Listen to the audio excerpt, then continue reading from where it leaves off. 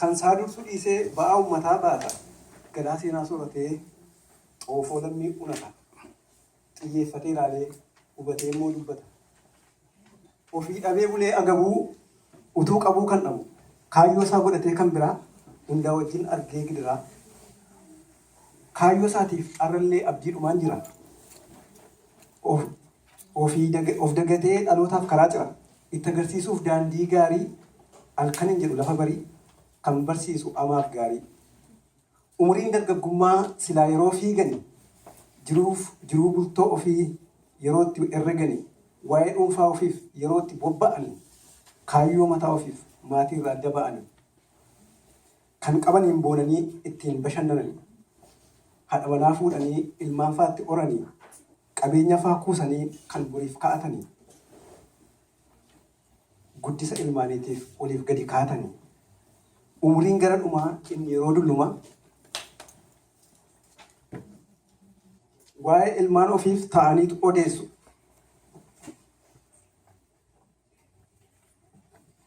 waa'ee ilmaan ofii ta'aniitu odeessu seenaa jireenya fi bareechanii qindeessu isamma jiru caalaa isa darbe leellisu qabeenya isaanii durii nama hundaatti beeksisu jireenyi nama hundaa daangaa dhumaan wal mudda nam guddummaa dhufeeti dargaggummaan sokka kaan immoo sadarbeetti gaabbeetu ofii masaa yakka jireenyi ilma namaa akkasitti wal jijjiira bakka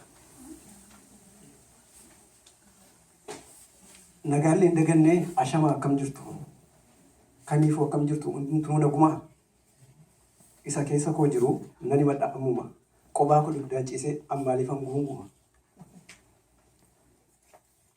umurii lakkaa'annee bakka wal jijjiirsisu yookaan wanta seenaa hojjennee maqaa ofii jiraachisu moo ilmaan mafaa orree ittiin immoo waamsisu yookaan qabeenya faa kuusannee nyaannee of jiraachisu utuu akka durii sana hiriirreemee wal faana isa qabnus arjoomnee lammi biratti argamne gadda isaanii kafannee tokkummaadhaan jiraanne daandii boriis baafannee beekaa keenyas kabannee wallaalaas barsiifanne silaa bara garbummaa keenyaatu dafeetu gabaabbata dadhabbii keessan duris galma isaa qaqqabata. Egaa dhimma koottan deebi'aa. Mee ana faana bu'aa. Mee eenyutu lammiif du'a? Eenyutu duukaa joojja'a? Eenyutu hojii godhate wajjiniin burjaa ja'a? Golgaa ta'ee fi gaaddisa kan sirreessuuf daandiisa. Ilaa akkas ture dubbichi na dhagaa adara. Takka addaan hin baasu dargaggeessaa dardara. Lammii isatti baqate hundumaayyuu gargaara. Boolla keessa kan buuneef amaa jira baraara. Hojii isaatu margeetu seenaa isaatu daraara. Daa'imummaati kaasee amma dulluma isaatti seenaan isitti himatu hundumtuu wal fakkaatti. Haadha manaa hin jenne ilmaaniif hojii dhuunfaa dalagni isaa tokkicha guutuu umurii isaa cufa. Waa'ee lammii isaatiitu waa'ee qabsoo uummataa bilisummaa sabaatiif dheebotee amuu uummata. Hangii arguu dhabutti aarsaa godhee of laata. Tokkummaa qomoo isaatu gammachuu isaaf laata. Inni yeroo dargaggummaa fi inni yeroo jaarsummaadha seenaan isaa wal fakkaata. Gulantaan umuriidha dhimma isaa dhufe malee dubbiin inni dubbatu hin jijjiiramne malee.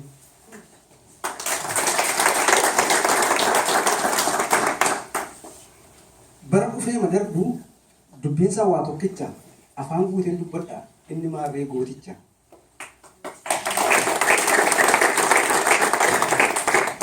Kan yeroon jijjiirre kan lammiidhaaf quuqamu miidhamuun lammii isaatii kan mul'ateetti argamu jalqabni isaa dhumni isaa tokkumaan wal fakkaata. Dhaloota irraa kanatu maqaa isaatiin dhaadata. Lammii lakkoofsaan danuutu maaddii isaarraa soorata.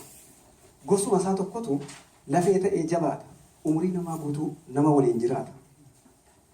Muuxannoo isaa muuxatee namni ittiin gammanne yoo maraataa malee kun waan ta'e yaadamne.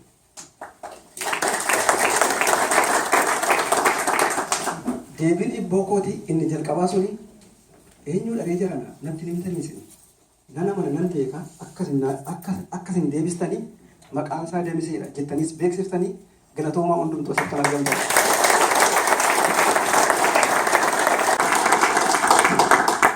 Ammas akka gaariitti wal duukaa harka rukunnee tamasgeeniin galatoom ittiin jenna.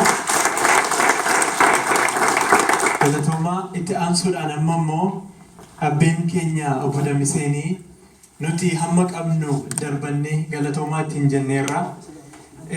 Galanni keenya ammallee guddaadha isaaniin jennaa. Tarii waan nuun jedhan galanuu galaasan yoo qabaatan.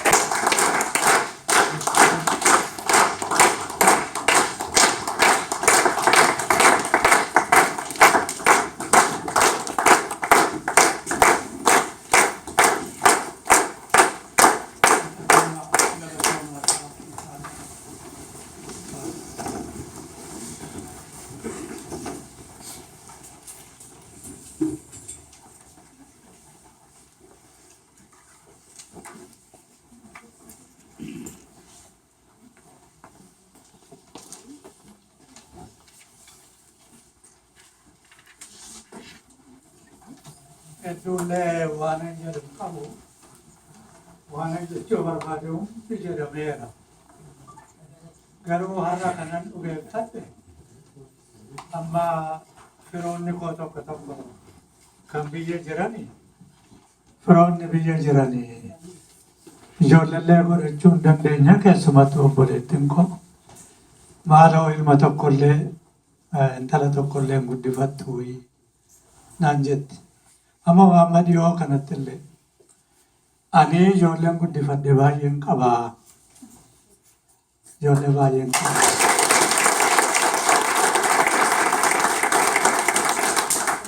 Isa sana immoo dhugaa jechuu koo har'an baraa jira. Har'a dhugaadhaan argaan jira, ija kootiin argaan jira, gurra kootiin dhagaan jira. Ergaa guddaatu naa darbaa jira. Ijoollee hedduun qabaa jechuudha. Biyyaa illee ijoollee hedduun qaba. Ijoollee hedduun qaba. Isin qofa miti. Isin akka carraa ta'ee ijoollee hedduu sana keessaa haasoftan. Ana qofaa miti. Namoonni akka kootii kan waliin turre, kan lubbuun jiran, kan hin jirrellee ijoollee baay'ee horataniiru. Ijoollee miliyooniin lakkaawwamu horataniiru. Kanaaf har'a gammachuu guddaa jireenya koo keessatti ani bara dheeraadhaa akka namaa kolfuu, akka namaa taphachuu waan akkasii dhabeera. Majalaa irrateera inni.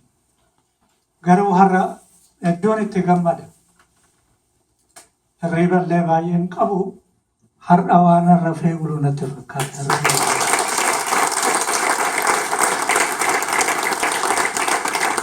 Amma waan jedhame irratti waa tokko waa hedduu dabaluun barbaadu.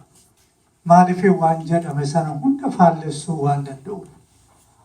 Garuu maaliif nama waan an hojjechaa jiru kana maaliif hojjedhaa kan jedhu isa xiqqoo isiniif hin ibsa. Waa'ee immoo warra kootii sanyii kootii kan jaarraa tokko olii amma xiqqoo tokko isinitti hima.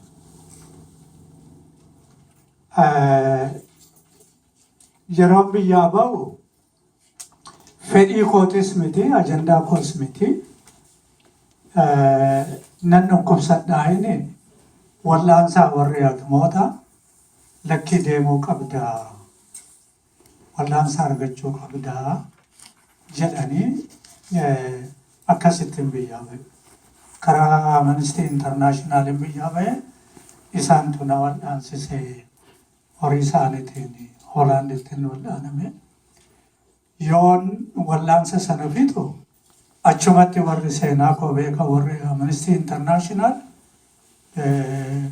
asaayilamii si gaafannaa si gargaarraa asumatti hafiinaan jedhan. Lakkii ani biyyuma kootti hin deebi'aa hin jedheen biyyatti deebi'uun barbaadan ture. Akkamitti waan kana hunda keessa dabartee hidhaa keessa toorchii keessa dabartee akkamitti deebitee galtaa biyyatti lakkii deebi'eetuman galaa. En jedhee otoman karaarra jiru wallaansa koo ji'a sadii natti fixee yoonan karaarra jiru jaarmanani waliin ture adda bilisummaa Oromoo transitional governmentii sana keessa withdraw godhe wanti hundi hin jeeqame biyyatti deebi'uu hin dandeenye adumattiin hafuudha dirqamee jechuu. Amma Hoolaandi nan ture.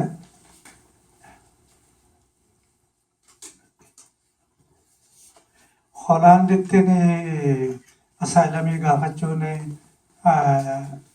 narra ture. Achi Jarmaniin dhaqee, Jarmanii biyya Ingiliziin dhaqee, biyya Ingiliziitii Ameerikaan dhufee, biyyin ani seetilitti gochuudha murteeffadhe. Murteen kun sunis murtee gaarii akka ture kanan hubadhu. Kanaadaa dhufuu. Kanaadaa dhufuu, Kanaadaa jaatamoota keessa ni beeka yeroo Turuudoon Prime Minister ta'e. Kanaadaan yeroo sana Afrikaatti amma nan yaadadhutti kan beekamte waa'ee Turuudoo akka gaariitti opportunitiin qaban ture baruudha.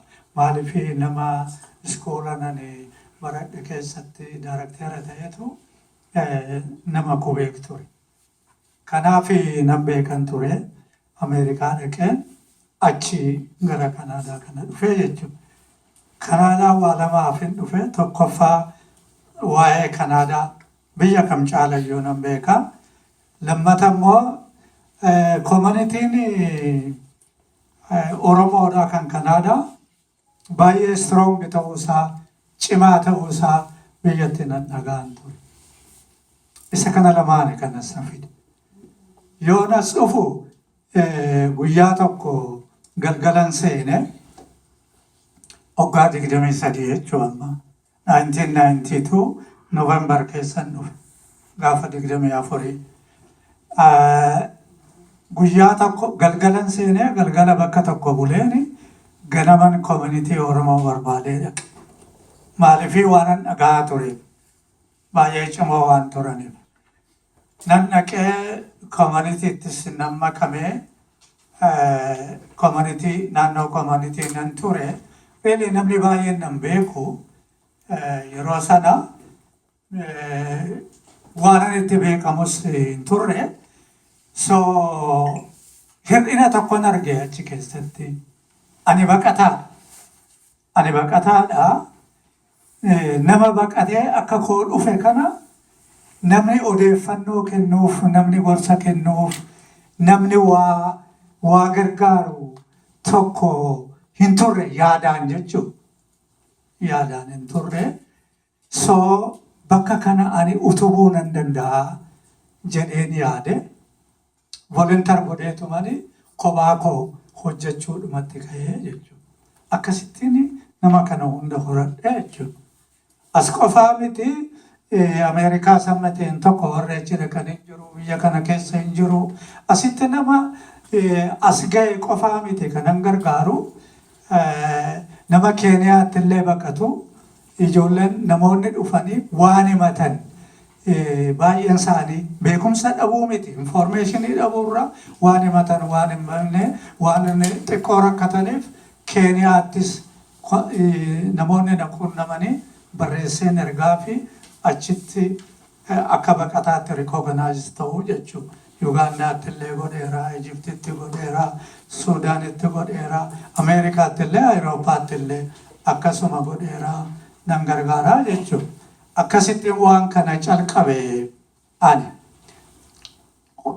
Wantin kana calqabeefi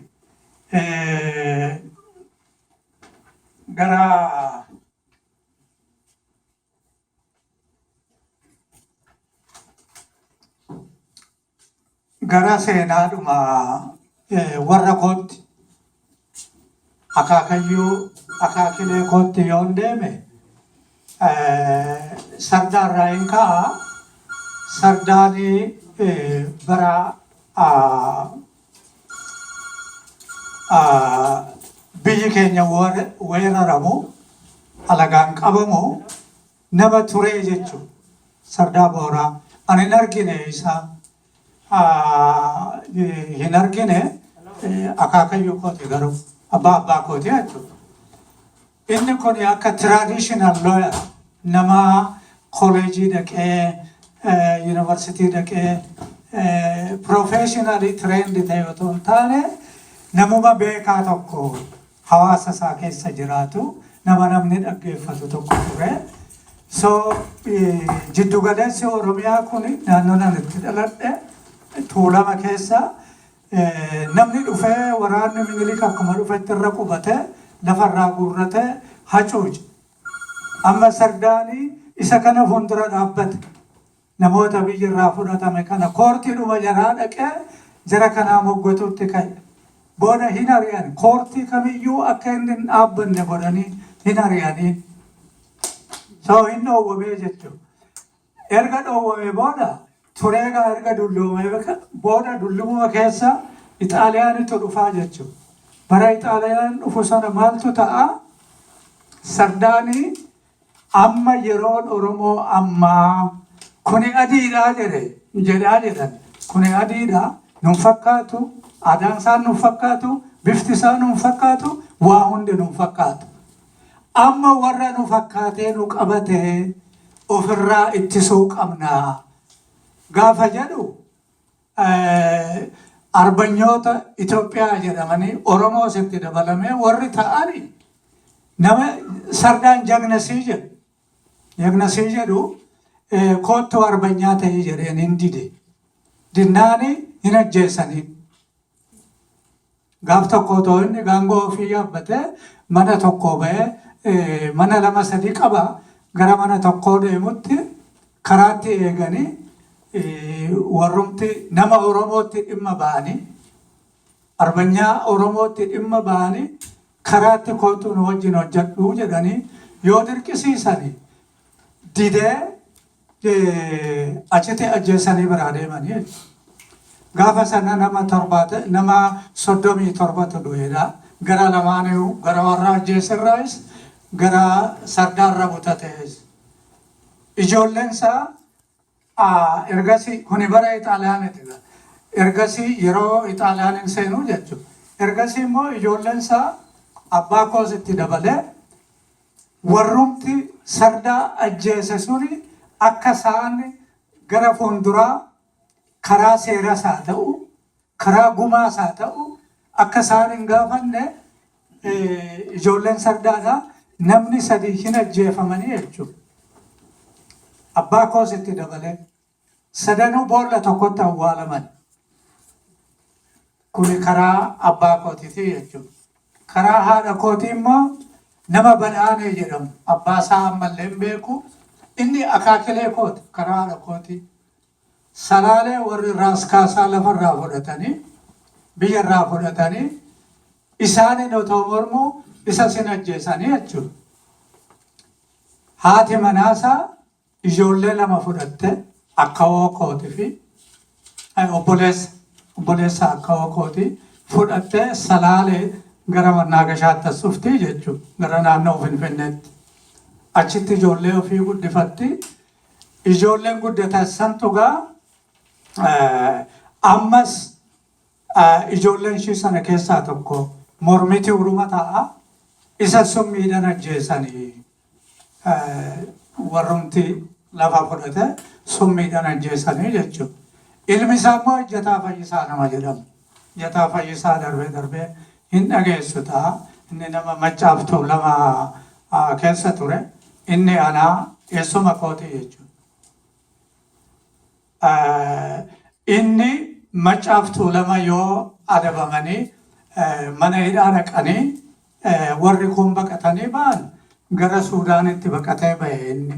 Suudaanitti baqatee achitti waldaa Oromoo ijaare alaabaa Oromoodhaa isa durii sana namni beeksise namni alaabaan Oromoo isa kanaa jedhee beeksise Ejjataa Fayyisaati. Warri Suudaan namoonni Suudaan turtan yoo jiraatani naannoo Suudaan keessatti ganda Ejjataa Fayyisaa jedhame amma ammaa hin beekamu. Namni kuni Oromoota biyyaa baqatan Middle East kana keessatti qubachiisaa nama ture. Akkuma nama godhu kana achirraa hin dhaalee jechuudha. Achirraa hin dhaalee nama qubachiisuu nama baqate qubachiisuu namoonni yeroo sanaa ID kaardiin qabanii paaspoortiin qabanii akkasumatti deemu paaspoortii alaa baasisuudhaan paaspoortii Ijipti fa'i baasisuudhaan, kan Iraaq baasisuudhaan, kan Siiriyaa, kan Libaanos baasisuudhaan nama gargaaraa ture. Miidil Isti keessa namoonni sheekonni amma biyya kana jiran baay'eetu jiru. Namoonni Oromoodhaa namni nama kana beekan. Isa sanas nan dhaalee jechuudha. Ani gaa akka nama baqataa tokkotti anis kana gochuun qabaa kanan jedhe kanarraa ka'eeti.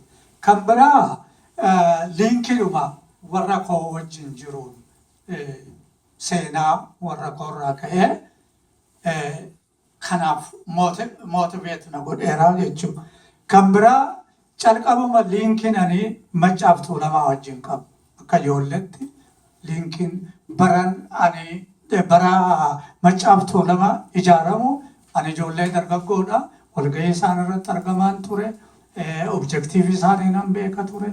Hunda isaanii nan beeka ture. Maccaaf Tuulamaa jaarmaa politikaatii miti. Maccaaf Tuulamaa akka seerri isaa jedhutti jaarmaa politikaatii miti. Garuu mirga Oromoo advokeet godhuu jechuudha. Gibira baafnaa developmentiin naannoo keenya jiru kan taaksii education taaksii baafnaa ijoollee keenya barsiisaa jiru. Iskoolli biyya keenya keessa jiru kan fayyaa baafnaa kiliinikii tokko hin qabnu kana yaa ijaarru kan jedhu. Akkuma mootoon seerri isaanii piriyaambilii seera isaanirra jirutti waan ofii hawwitu obboleessa keetii godhii.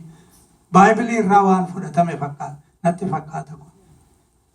Liinkiin isaan wajjin qabu jira. Kan biraa kanan gaafii Oromoo kan biyyaa kan bilisummaa wajjin wallaasoo kanaaf godhamu wajjin adda bilisummaa Oromoo wajjin liinkiin ani qabu kanaan jajjabeesseera jechuudha. Kan biraa neecharii hojii kootiiti. Neechariin hojii kootii waldaa hojjetee bulaa kan biyya sanaa kan saba hundaatu mataatti ta'ee geggeesseera. Mataatti ta'ee geggeesseera. Keessumattuu nama hojjetee buluu wajjin hidhannoo guddaan qaba. Wallaasoon jaarmaan ani geggeessu jalatti yeroo hundaa hojjetee bulaa wajjin dhaabbadha. Intarastii isaaniitiifin wallaasoo godha.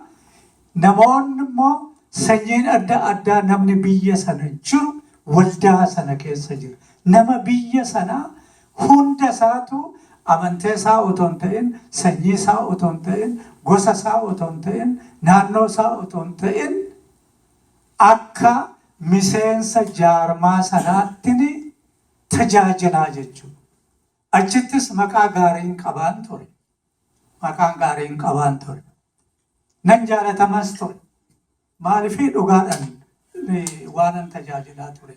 Isa kanatu yoonas dhufugaa anis akka baqataa tokkotti even nama Oromootti alayyuu amma namootuma dhufantu namoonni Oromoo namoota gaariidha. Riilii namoota gaariidha. Nama michuu wajjin dhufu, nama waliin baratan wajjin dhufu, ispoortanyaa fayyatan, nama wajjin dorgommii godhan waliin fiigan waliin dhufu. Yoo na bira dhufani maaloo michuu tokkoon qabaa naa gargaarii naan jedhu. Noon jedhuun toleen jedhaan.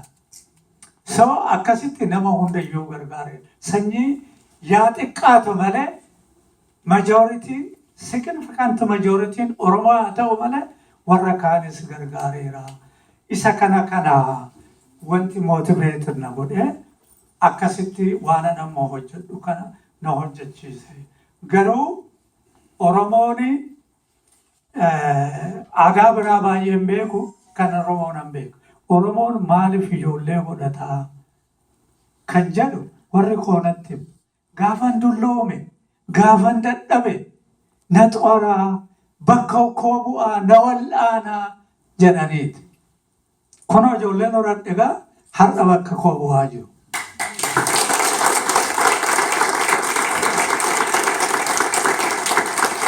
arraba akka ka'u bu'aa jiru. Amma wanti ani godhu isaanii informationii kennuu miti. Isaaniif seeraa fi heera biyya kanaa hamman beeku itti himuu miti. Kanan godhu. Yoo as ga'ani profeshinii isaaniitiin carraa akka godhan isarratti ijaaranii yoommoo profeshiniin isaan biyyatti baranillee biyya kanatti gurguramuu hin dandeenye kapasitii qabaniini barmoota qabaniini isarratti of ijaaranii fiildii isaanii geeddaranii akka itti fufan gorsan kennaa hojiillee yeroon itti barbaaduuf hin jiraatu. Hojiillee baay'ee miti malee namoota xiqqoodha hojiillee karaadhuma nama beeku hojii xixiqqoo hojii immoo tuffatenaadha biyyatti baradheeraa maaloo ta'eeraa jettanii tuffatena sarvaayivaalii keessanii waan argattan hojjechaa garuu profeshinii keessanitti deemadha kan jedhu. Kan biraa kanan gorsu foorumii Oromoodha. Koominitii Oromoo dhaqaa Oromoon walitti makama Oromoon harka wal qabadha Oromoo wajjin hojjedha. Kan biraa waldaa amantootatu jira. Kan kiristaanaa jira, kan islaamaa jira. Akkuma amantaa keessanitti achis dhaqaa. Bakkuma Oromoon jiru dhaqaa. Wal gargaaraa. Gufuu wal jalaa kaasaa. Wal abdadhaa. Isa kanas nan gorsaa jechuudha. Kan biraa gorsa koo qofaa miti. Gargaarsa koo qofaa miti. Waan amma ta'e kana namni Oromoo baay'ee kufee hin beeku sitti galata biyya kanaa fi rakkinni Oromoo beekamaadha. Biyya kanatti namni baay'een hedduun hin fudhatama. Biyya biraattis hin fudhatama. Yaa ta'u malee karaa seeraatti dhaquu qabna. Karaa seera isaanii itti dhaquu qabna. Isa sanan itti agarsiisaa jechuudha. Charchis dhaqaa hin jedhaan. Amma yeroo baay'ee charchiin Oromoo irra caalaa benefit gooteerti. Isa kana argaa jira. Ijoollee baay'eetu wajji dhaqaa jira. Koominiitiis dhaqaa jiru. Garuu koominiitiin irra dhaquun charchiis dhaquun, koominiitii dhaquun, masgiida dhaquun baay'ee barbaachisaa. Akka amantee keessanitti dhaquu qabdu. Bakkuma Oromoon jiru dhaquu qabdu. Kana nani gorsu. Kan biraa wantin yaadaa ture gargaarsa koo qofaa miti. Nama ogummaa gaarii qabu, nama eetiksii, professional eetiksii qabu, abbaa seeraa gaarii wajjiniin hojjechaa ture. Nama gaarii harkan bu'e anumtu yoo nan baqataa nama barbaadu looyara gaarii harkan bu'e jechuudha.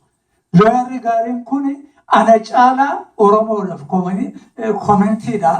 koominiitiidhaarra ana caalaa seenaa Oromoo kan beeku, rakkina Oromoo kan beeku, neecharii impaayera Itoophiyaa kan beeku.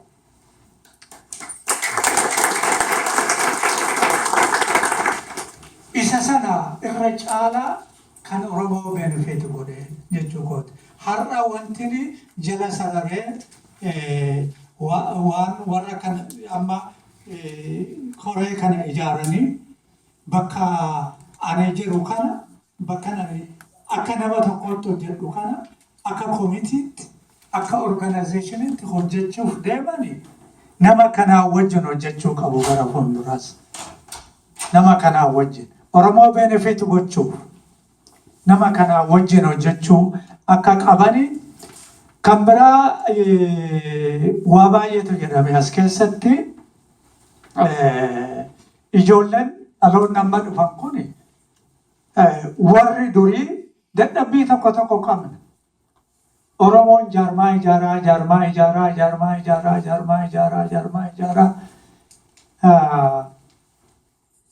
Diigichis akkasuma akkuma ijaarsaa sana diigichis waliin jira, diiguunis waliin jira. Kanaaf isarraa of eeguun baay'ee barbaachisan isarraa of eeguun. So ani amma jireenya mataa kootii jiraadheen beeku.